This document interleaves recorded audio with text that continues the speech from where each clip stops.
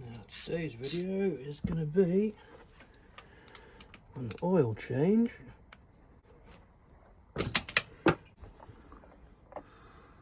along with some of them. So if I remember rightly, let's get this clutch casing off. The kickstarter's got to come off, as have the foot pegs, and to get the foot pegs off you've got to take the exhaust off. So I'll either skip all that or I might even just time lapse. Really neat trick I saw Alan Milliard do. Spanner on the clutch lever. How easy was that?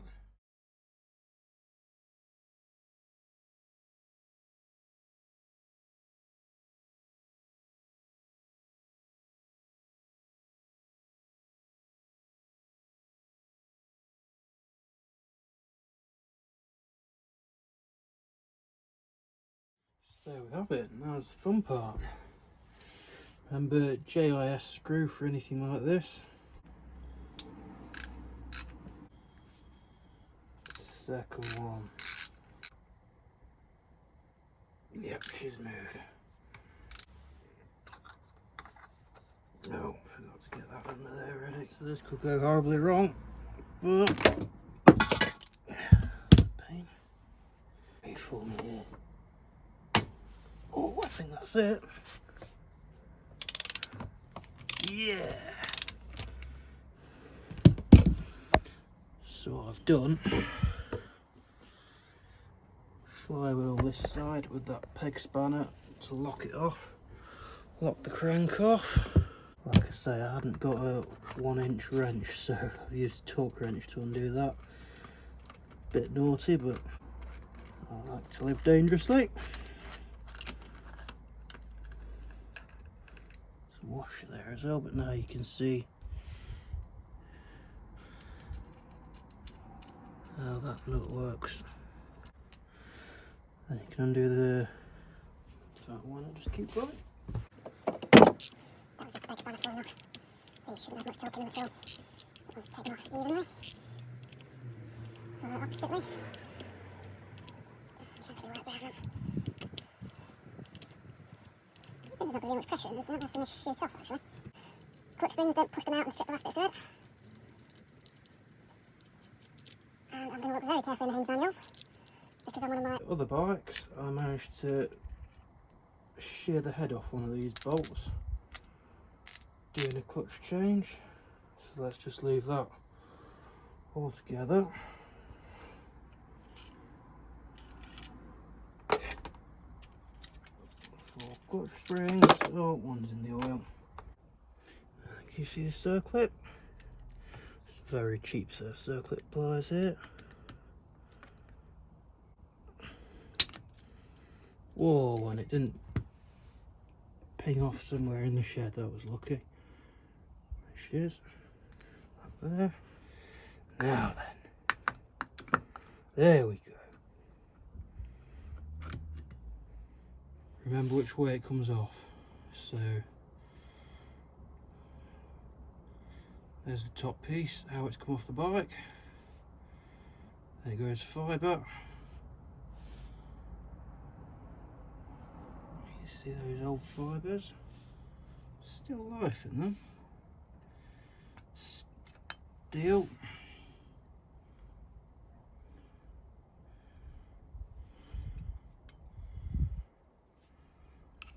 Fibre. Steel. Fibre. Steel. Fibre. Steel. Fibre onto this piece. Now the pack of fibres I bought was about 11 quid posted. So while I was doing the oil change, that's why I decided to do this. If that comes off now, I wonder. With a washer. Wow. Then off comes the actual clutch drum, so I can even give that a clean up. Since I haven't got any brake cleaner, I'm just cleaning it up with some WD-40 light oil. just to help soften that muck up. It's wiping straight off anyway. Well, there's one I haven't done. Look at that. That's your main crankshaft. That's the shaft the clutch was sat on. It goes through to the gearbox. This thingy here, I'm not going to touch it while everything's off, but I believe that is what selects the gears from your gear select to the other side. And this is a oil pump drive, this one. Cleaning up the other part of the clutch pack. So just give them a good clean up as well. Oh, maybe it is just here. And I'll just remind everyone, my videos are not a how-to video, they're a how I done it video. I've never quite known how a motorbike clutch works, but with this one in bits and the fact the basket's come off, it makes a bit more sense. Just the steel pieces ungrip this half of the clutch drum. The fibres grip the actual basket half of it. And when it's all bolted up, and you got those springs in it, pushing this piece out, or is it in? No, it must be pushing it down. Like I said, I'm still not quite sure how it works, but basically, if you've not pushed the clutch lever, pulled the clutch lever in, everything's compacted, and that can't spin. When you push the clutch lever, you depress the springs and the two can spin independently. So say that's your, no, it'd be this one, wouldn't it? That's your continual runs off the crank. As soon as you put it in gear and let the clutch out, both turn, and that gives drive to the gearbox. So I think most people would say soak these overnight. I woke up this morning and decided to do the job, so they've only had a few minutes, half hour or so. Let's go fibre, steel, if it's anything like the fibre. Now the hard bit is going to be lining. Steel, fibre, steel,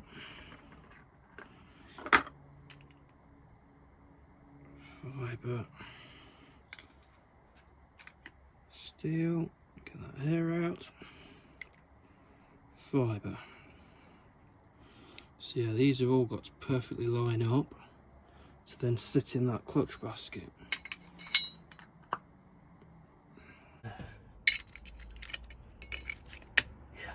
Sits in there.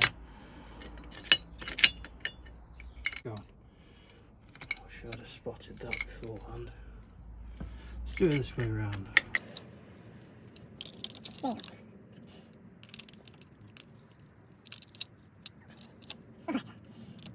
Steel. Fibre. Steel. Fibre. Hopefully.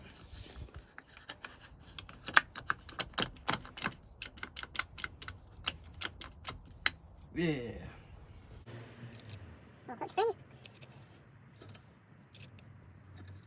I think there's a right way around way up with them. That's it.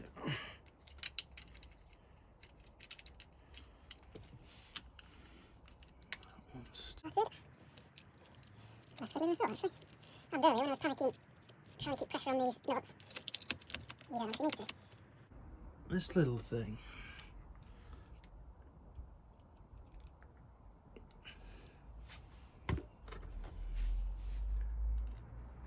Make sure it's pushed out. There we go.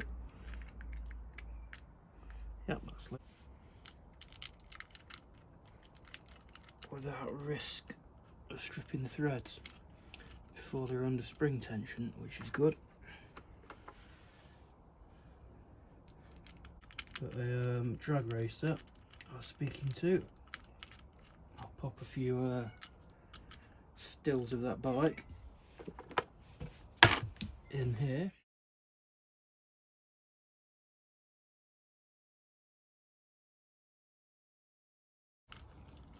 They were telling me, ignore the torque specs, do it by feel.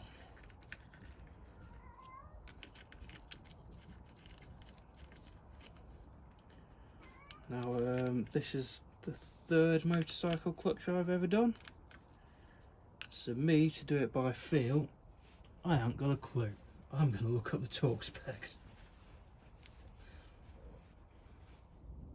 So for the time being, I'm just going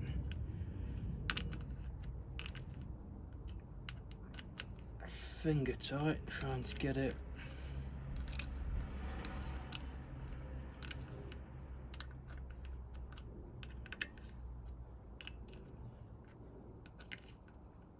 because if you do a few on one, if you miss one for a while, you end up with that bolt gripping nothing. Let's go a few on that.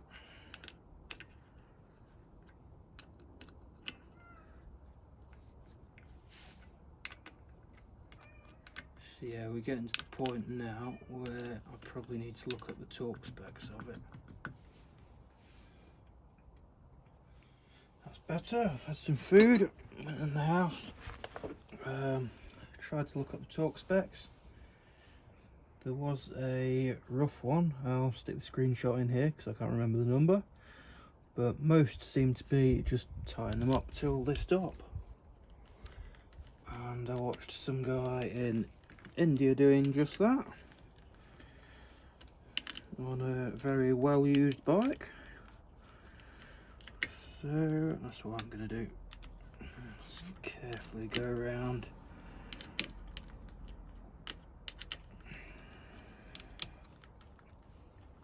I don't know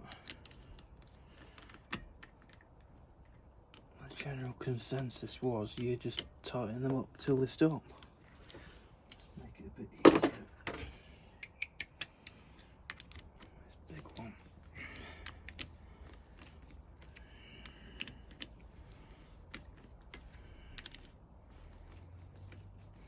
You'll probably find the clutch slips or something daft.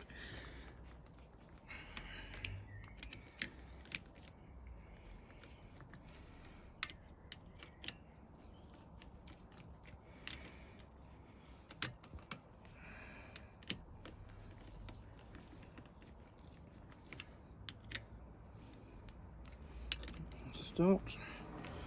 That one stopped. That one stopped. That one stopped. Let's just give them a nip with this as well.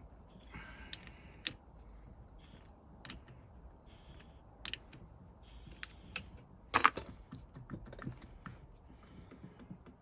remember if it's in gear. Anyway, there we go. Clutch rod back in. You can see though, I said it was not long ago, I cleaned this out. So you can see it does its job. Going back together, it's just a reversal. There's that.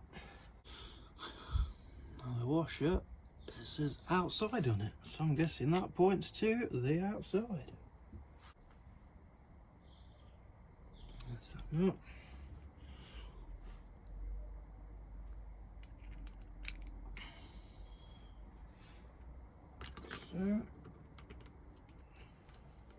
So yeah, nips that up.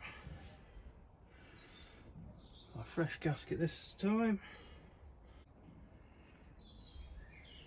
When, as I was saying, I really need to get somehow new screws. Because this one's a bit chewed up. So how I do it, stick it in an 8mm socket. So they don't come out.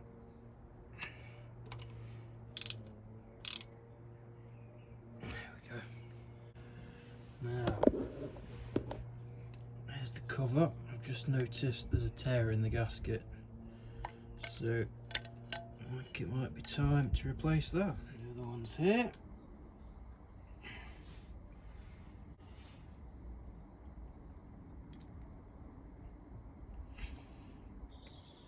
And they should hold this gasket in while I stick the cover on over the top.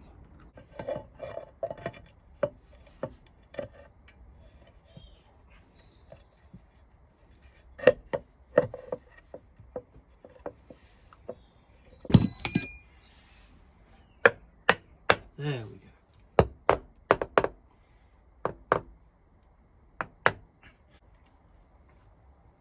Let's put that in so it doesn't get lost.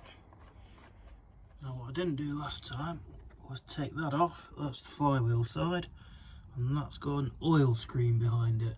So I'm going to take that off in a minute and find out what it looks like behind that.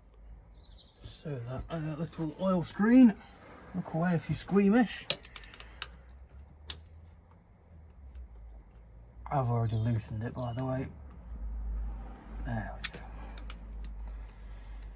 Why would Honda make that nut a completely random size, 23 millimeters?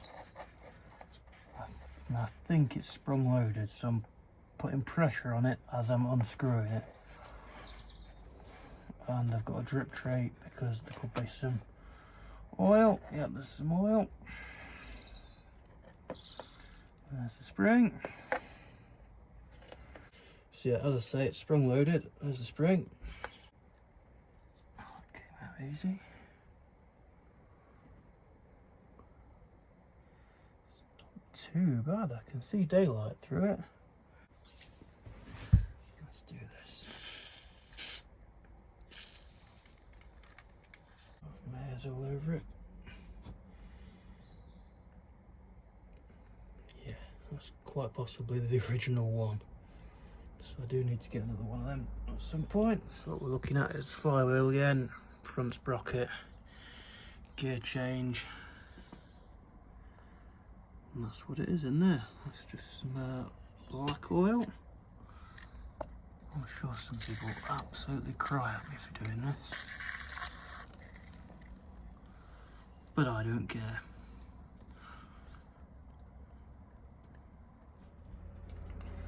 That was that.